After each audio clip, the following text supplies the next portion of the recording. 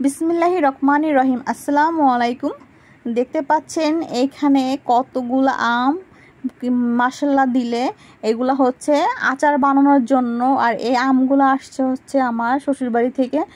আর জীবনে first time হচ্ছে আমার শ্বশুরবাড়ি থেকে কিছু আমার পাওয়া আর কি, এই জন্য ভালো লাগাটা কাজ করে বেশি। আর আমগুলো কিন্তু আচার বানানোর জন্য একদম উপযোগী, কারণ হচ্ছে আপনি একটু আঠিটা শক্ত হলে আমটা কিন্তু আচার করলে খুব ভালো লাগে। আর দেখতে পাচ্ছেন আমগুলো হচ্ছে আমি কেটে নিচ্ছি। আর আমি কিন্তু হচ্ছে একদম খোসা সহ আচারটা বানাবো। অনেকে আছে আপনার হচ্ছে খোসা ছুলেও বানাইতে পারেন, আবার হচ্ছে খোসা সহ বানাইতে পারেন।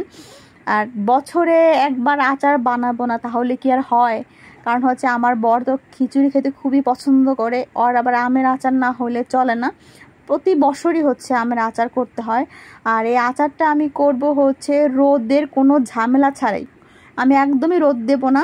এই যে এখনই কুটলাম, সব পরিষ্কার ধুয়ে টুয়ে এখনই কিন্তু আমি আচারটা বানিয়ে নেব। আর সারা বছরে কিন্তু আপনি সংগ্রহ করে খেতে পারবেন রোদ দেওয়া ঝামেলা ছাড়াই। তবে অবশ্যই আপনার আমের ভিতরে একটু সিরকা দিতে হবে, যেহেতু আপনি বছর সহ রাখবেন।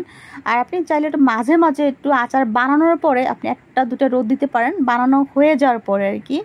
আর দেখতে পাচ্ছেন আমের একটু কষ, যেটা এই যে ধুয়ে পরিষ্কার করে নিচ্ছি। আর এই আচারটা আমি বানাবো হচ্ছে একটু টক মিষ্টি, একদম অনেক মিষ্টিও হবে না, অনেক টকও থাকবে না। আর এটা ডিপেন্ড করবে আরও কতটুকু চিনি দিব হচ্ছে আমের উপরে। আম যদি বেশি টক থাকে তাহলে সেই অনুযায়ী আপনার চিনি দিতে হবে।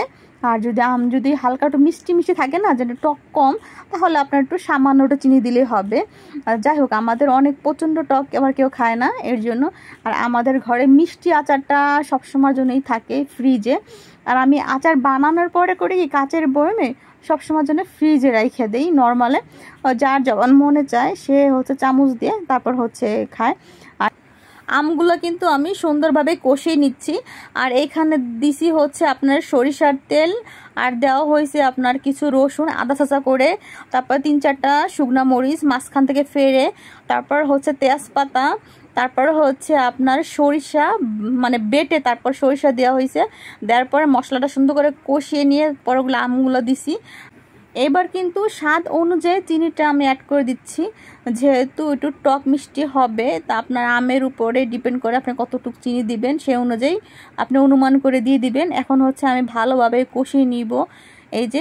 আর আপনি কিন্তু একটু ঘন ঘন নাড়াচাড়া করতে হবে, যেহেতু চিনিটা কিন্তু পুড়ে গেলে আচারের যে সুন্দর একটা ফ্লেভার এটা কিন্তু নষ্ট হয়ে যাবে। আর আমি কষানোর পরে কিন্তু আমি সরিষার তেলটা অ্যাড করে দিছি। আর এই সরিষার তেল অ্যাড করে দেওয়ার পরে হচ্ছে আমি কিন্তু এই ফাঁকে একটু ভিনেগার দিয়ে দিছি, যেন আচারটা নষ্ট না হয়। এবার আচারটা আমার হয়ে গেছে, আমি একটা পাত্রে মানে একটা গাবলায় আমি ঢালে রাখতেছি, কারণ এটা ঠান্ডা হবে। ঠান্ডা হলে তারপরে হচ্ছে আমি একটা কাচের বয়ামে ভরবো, বা দেখা যাচ্ছে যে একটা রোদও আমি দিতে পারি। আর যেহেতু আমি বললাম আমি 2 ধরনের আচার তৈরি করব, এই আচারটা হচ্ছে একদম পুরাটাই হচ্ছে মিষ্টি।